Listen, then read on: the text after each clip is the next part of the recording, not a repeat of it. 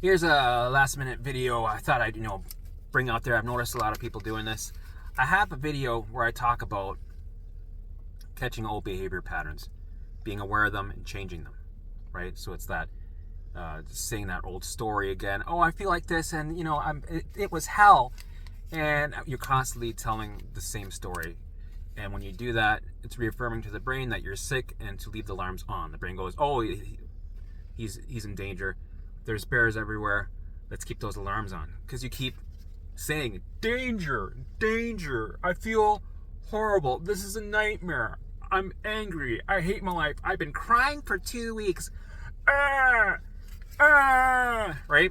So when you do that and you keep repeating that, do you think that your brain's going, yeah, she's safe. Let's turn off alarms and bring that baseline down? No. What's happening? It's going, oh, wow, it's worse than I thought. Bring up more alarms. Bring out the OCD looping thoughts. Let's get some symptoms going because we need her or him to pay attention to the perceived danger that I'm seeing, because he's telling me that they're in danger, that there's a bear on their back and they're swimming in lava fire and there's bombs everywhere, and right, it's a story that we keep repeating. So be aware of it, catch it, ask yourself every 2 hours, what am I thinking? Is this gonna help my recovery journey? Probably not. Maybe I need to stop doing that, right? Allow yourself to go, oh, you know what? I haven't been aware of it. You know what? I used to do it. What happens is the brain creates a neural pathway. It becomes a habit that you don't notice. You're not aware of it. So the first step is to be aware. Catch yourself with these old behavior patterns. But there's some other ones that I think I might have forgotten. Try not to ruminate, right? So when you allow something like a thought, symptom, or feeling, whatever it is that's uncomfortable, allow it to be there. But also, don't ruminate on it, right? Don't try to figure it out and go, well, I had brain fog on Thursday, so maybe it could have been because I was out doing this. Or, my leg hurt. My leg's down here. My leg hurt. And maybe it was because I was sitting on my hands for too long and then my mitochondria, don't be a detective. Don't try to figure it out. Don't ruminate. Don't try to fix, right? Don't try to go, well, we need to go for a run so I can get rid of my anxiety, right? Don't try to get rid of. So these are very important things because that shifts everything. And just be aware that you might be trying to analyze, right? Like CSI, trying to put the whole thing together like you're a detective. Don't try to figure it out. Don't analyze. Don't fix it. Don't judge it. Don't go, oh yeah, well, I'm judging it. Right now I'm judging. Don't do that, because then it's either, you're deciding if the brain's going to keep an alarm on or off by doing that. So don't ruminate. But if you're in the middle of ruminating, you just discovered, oh shit, I'm ruminating, allow yourself to finish the rumination. Go, okay, but then engage. Don't voluntarily, volunteer yourself to ruminate. Don't go, okay, now let's investigate and ruminate on this. No, don't do that. But if you find yourself that you're ruminating, allow it to be. But then engage in something else. So it's something that I did a lot. I was an investigator, for the show CSI. And I was always like, if I move this over here, so I noticed the pattern. Last Tuesday, I look at my calendar. Yep, I had that symptom. Let's write it down. Okay, right? I became this science detective with my symptoms and my thoughts. And, I thought I had a pattern figured out, and then something would be contradictory. And that would be like in a mess, because I'm like, well, wait a minute. I figured it out. It was giving me reassurance because I thought I knew what was going on and I was confident and was moving forward. And then I get this new symptom or this old symptom that contradicted what we thought. So my hypothesis is out the window, right? It's because it's irrelevant. The brain's going to use opportunities to trick you. Because if you have something figured out, that means that the alarms will not be observed anymore, and its job is for you to observe alarms because it's perceiving danger. So there's, a lot of this going on, right?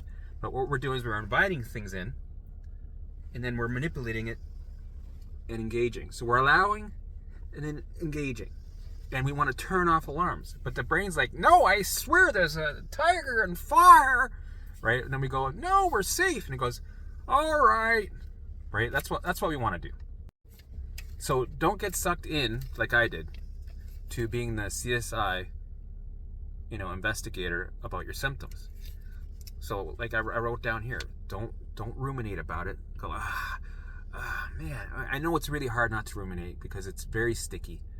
It's like this massive magnet that pulls you in. It's like, it's like you're going, ruminate, ruminate. It turns into this big project, right? Ruminate, right? You gotta recognize what it is. Oh, I'm ruminating. Okay, all right. I'm gonna allow it to linger. We're gonna engage. We're gonna stop that ruminating. We're gonna stop trying to figure it out. Well, if I move this over here, then I'll move that over there, then okay, right? Stop doing that. Stop judging it, going, right? Stop doing that. What else is there? Stop doing opposites. I know this is a DNRS thing. I was doing it because that's what I was taught, but they are not necessary, because what happens is with a opposite, you're making it into an event. You're making deals with Limby. You're never gonna win, right? You can make 1,000 opposites, and 5 minutes later, it'll still say no. There's still danger, right? Because at the end of the day, the content of the thoughts are irrelevant. They mean nothing. But at that moment, it's able to show it to you in a way where it feels real, right? Everything feels very real and very intense, and it feels like it's the end of the world. The brain is very good at doing that. That's how it gets you to pay attention to the fear alarm, right? The emotion, right? The root. That's its job. And it's doing a great job. But it's irrelevant. At the end of the day, it's irrelevant. So you don't need to go figure out, because it's more time you're focusing on this thought, because this thought is irrelevant. It means nothing.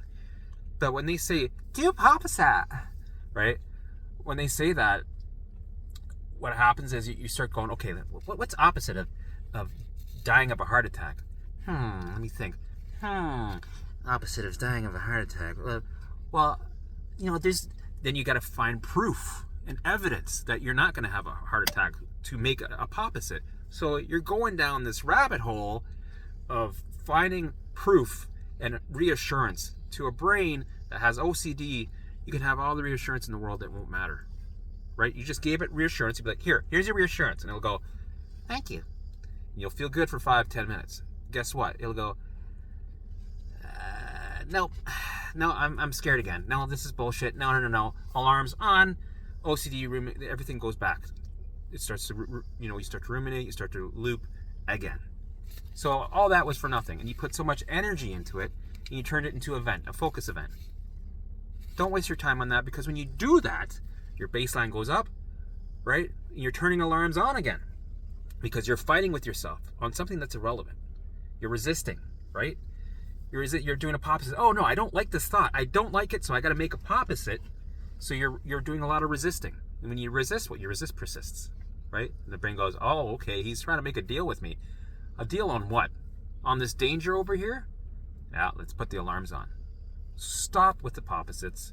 You don't need them, right? Stop trying to figure it out.